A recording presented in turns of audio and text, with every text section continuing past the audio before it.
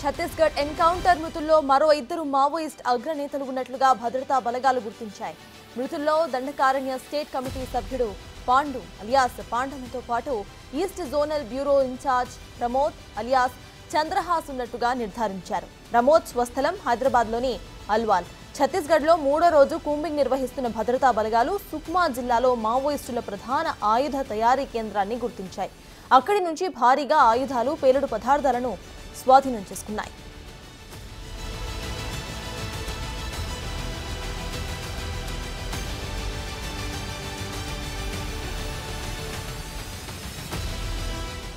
ఇప్పటికే ఛత్తీస్గఢ్ ఎన్కౌంటర్ మృతుల్లో మరో ఇద్దరు మావోయిస్ట్ అగ్రనేతలు ఉన్నట్టుగా తెలుస్తోంది. ఇదే అంశంపై పూర్తి డీటెయిల్స్ మా ప్రతినిధి భాస్కర్ అందిస్తారు. భాస్కర్, చెప్పండి, ఎన్కౌంటర్ కు సంబంధించిన అప్డేట్స్ ఏంటి?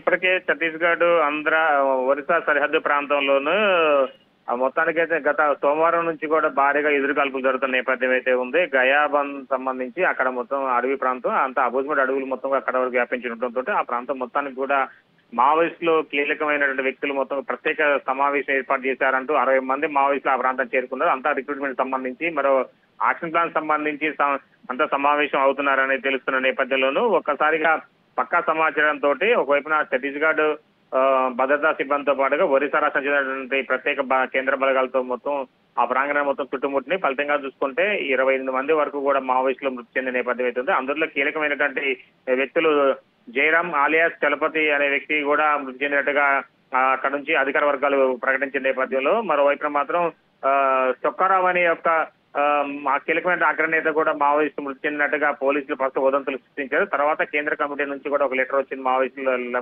కమిటీ నుంచి చొక్కారావు ప్రాణాలతో ఉన్నారు అంటూ ఒక లేఖ విడుదలైంది. మొత్తానికైతే ఇంకా ఆ చొక్కారావు బ్రతికున్నాడనే దానిపై ఇంతవరకు మిస్టరీ వీడిన పరిస్థితి నెలకొంది. మరోవైపున నిన్న తాజాగా సాయంత్రం పూట అక్కడ నుంచి మరో అగ్రనేత అయినటువంటి అంటే అబూజ్మడ్ అడవులకు పెట్టిన పేరుగా ఉన్నటువంటి మరో వ్యక్తి కూడా మృతి చెందినట్టుగా ఆ ప్రాంతం మొత్తం కూడా ఒకసారి విషయాలు చాలా అలుముకున్నాయి. ఎప్పుడైతే పోలీసులు నిన్న సాయంత్రం వరకు కూడా కీలకమైనటువంటి నేత మృతి చెందారు అని సమాచారం ఇవ్వడంతో ఆ ప్రాంతం మొత్తం కూడా ఒక్కసారిగా అంటే సరిహద్దు ప్రాంతం మొత్తం కూడా మరో రకంగా కీలకమైనటువంటి కాల్పుల ఘటన మలుపు తిప్పిందని చెప్పుకోవచ్చు. మొత్తానికైతే చొక్కారావు మృతి ఇలా ఉంటే అబూజ్మడ్ అడవి ప్రాంతం అంతా కూడా పాండ్ అనే వ్యక్తి పేరు మొత్తం కూడా ఆ ప్రాంగణం మొత్తం కూడా వ్యాపించింది. ఆయనకు మొత్తం అక్కడంతా పెట్టిన కోటగా ఉంటది. ఆయన ప్రతి ఒక్క వ్యూహంలో దిట్టగా ఉన్న వ్యక్తి. అలాంటి వ్యక్తిని కూడా చివరకు పోలీసులు చుట్టుముట్టి అతని కాల్పులు ఘటనకు గురి చేయడంతో మృతి చెందారు. మొత్తం కీలకంగా చూసుకుంటే కీలకమైన నేతలు మొత్తం కూడా మావోయిస్టులకు చెందినటువంటి వ్యక్తులంతా కూడా వ్యూహరచన చేసేంత వాళ్ళు కూడా మృతి చెందడంతో ఒక్కసారిగా మావోయిస్టుల యొక్క పార్టీ మొత్తం కూడా బలహీనపడతామని చెప్పుకోవచ్చు. మొత్తానికి ఈ ఘటనకు సంబంధించి ఇప్పటికే ఇంకా ఇంకా ఆ ప్రాంగణం మొత్తం కూడా సెర్చ్ ఆపరేషన్ తో పాటుగా ఎదురుకాల్పులు కొనసాగుతూనే ఉన్నాయి. ఇంకా మృతుల సంఖ్య పెరిగే అవకాశం ఉందని భద్రతా దళాలు చెబుతున్న నేపథ్యం అయితే ఉంది. ఇంకా అగ్రనేతలు అంటే తప్పించుకుని ఇప్పటి వరకు 28 మంది మృతదేహాలు లభ్యం కాగా ఇంకా మిగిలిన వారి కోసం కూడా అన్వేషిస్తున్న నేపథ్యం అయితే ఉంది. ఆ ప్రాంతం మొత్తం కూడా అబూజ్మడ్ అడవి ప్రాంతం మొత్తం చాలా వరకు కూడా 1000 మంది బలగాలతోటి వివిధ రకాలుగా టీములుగా ఏర్పడి అర్ధరాత్రి నుంచి మొదలుకుంటే ఉదయం కాలం వరకు కూడా భారీగా క్షుణ్ణంగా పరిశీలన చేస్తున్నారు. ఒకవైపున ఐఈడీ బాంబులు పేలుతున్నా కానీ వాటిని నిర్వీర్యం చేసుకుంటూ భద్రతా సిబ్బంది మొత్తం కూడా అడవిలో చొచ్చుకెళ్తున్న నేపథ్యం అయితే ఉంది. మొత్తానికైతే పాండ్ అనే వ్యక్తి ఆ ఏరియాలో చాలా వరకు కూడా అబూజ్మడ్ అడవిలో ఎటు నుంచి ఎటుపోయినా సరే ఆయనకి చాలా సేఫ్ జోన్ గా ఆయన బయటకు వచ్చేటువంటి నేత. మరోవైపున వ్యూహాలకు పెట్టింది పేరున్నటువంటి వ్యక్తి.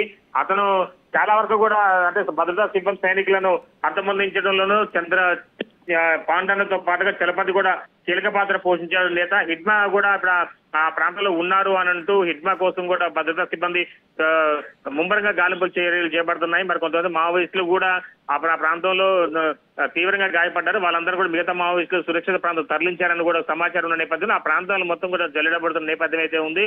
మరోవైపున ఛత్తీస్గఢ్, ఆంధ్ర, మరోవైపు తెలంగాణతో పాటుగా మహారాష్ట్ర, ఒరిస్సా బార్డర్లలో కూడా హై అలర్ట్ ప్రకటించారు. ఆ ప్రాంతంలో చాలా వరకు కూడా క్షుణ్ణంగా తనిఖీలు చేస్తున్నారు భద్రతా సిబ్బంది కూడా. అనుమానిత వ్యక్తులు ఎవరన్నా తారసపడినా సరే వాళ్ళ వెంటనే అదుపులో తీసుకొని విచారణ చేస్తున్న నేపథ్యం అయితే ఉంది.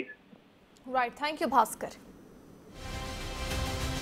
ఛత్తీస్గఢ్ ఎన్కౌంటర్ మృతుల్లో మరో ఇద్దరు మావోయిస్ట్ అగ్రనేతలు కూడా ఉన్నట్లుగా భద్రతా బలగాలు గుర్తించాయి. అయితే ఈ ఎన్కౌంటర్ లో ఇటు సుక్మా జిల్లాలో మావోయిస్టుల ప్రధాన ఆయుధ తయారీ కేంద్రాన్ని కూడా గుర్తించారు. అక్కడి నుంచి భారీగా ఆయుధాలు, పేలుడు పదార్థాలను స్వాధీనం చేసుకున్నారు. ఎన్కౌంటర్ ఇన్వెస్టిగేషన్ ఇంకా కొనసాగుతుంది.